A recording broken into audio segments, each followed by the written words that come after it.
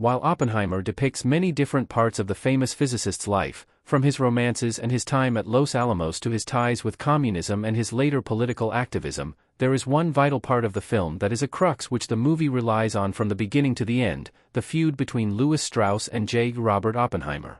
Though this rivalry could be seen as overdramatized for the sake of the film, the reality is that this strained relationship truly did happen in real life, and did have major consequences for both parties. Ultimately, Strauss and Oppenheimer's feud continued to hurt them a decade after it started. The Strauss/Oppenheimer feud is something of a B-plot in Christopher Nolan's Oppenheimer that becomes more and more relevant as the film goes on.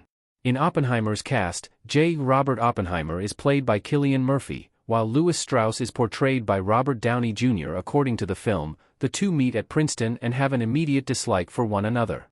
Then, a disagreement soon after only serves to make their enmity worse.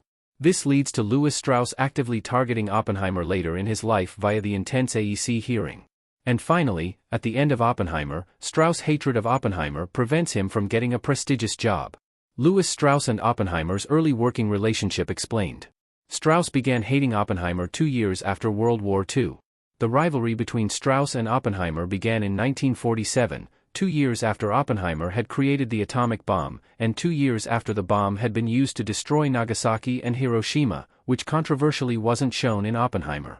At that point, Oppenheimer's involvement in the Manhattan Project had made him a national hero and a major influence on nuclear power and national security. Due to his popularity, Louis Strauss, a trustee of the Institute for Advanced Study at Princeton, presented Oppenheimer with the opportunity to become the institute's director.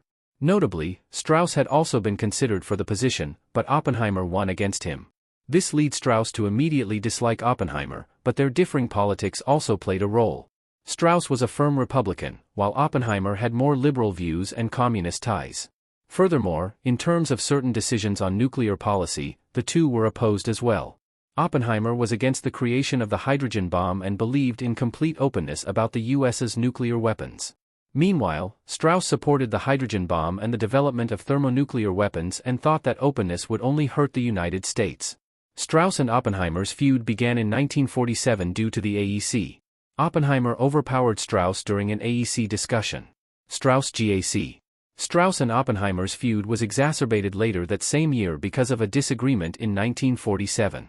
Aside from working at Princeton, they were both part of the General Advisory Committee, GAC, of senior atomic scientists. Oppenheimer was the group's chair, and it existed under the rule of the AEC.